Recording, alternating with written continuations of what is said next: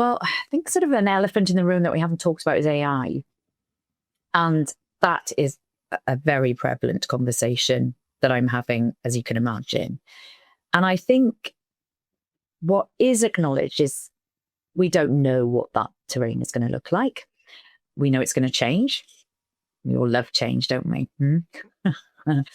Not.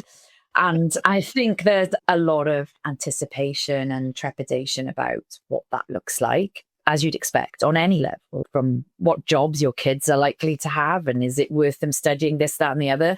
Or should they bail and try and do something else that might be a bit more AI proof? All of those conversations, all the way through to the nitty gritty of what AI looks like right now in these organizations. And in answer to your question, I think what comes up time and time again is the only preparation you can do as an organization, because you don't know, is to try and create the best culture you can.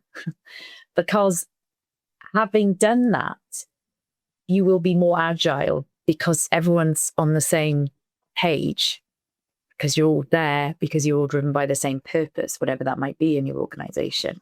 So I feel like most companies are focused on what is AI going to do. And many of the conversations do very healthily, I think, center on, well, look, our only protection here that we can try and foresee, and we can do projections, and there might be some really obvious stuff that AI is going to be doing for us in 10, 15 years, or even 2 years, or even 6 months. Yeah. But what we can do as an organization that will hopefully protect us as much as we can possibly do is to make sure that our culture continues to be as healthy as we can make it. Because if you've got speak up and you've got a sort of camaraderie amongst you, then hopefully you will be agile enough to navigate those changes as they come, because they will be quick and swift. And it is very scary in many regards. You've also got the group of people who are very optimistic and can see it as a huge opportunity, but of course it is, but it won't be for everyone, will it? I think we can agree.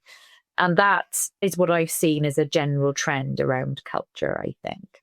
It does. And I want to go back to one of our first guests, Gary Ridge, who was for 25 years the CEO of the WD-40 company, Australian by birth, and came in to take this very focused domestic company global.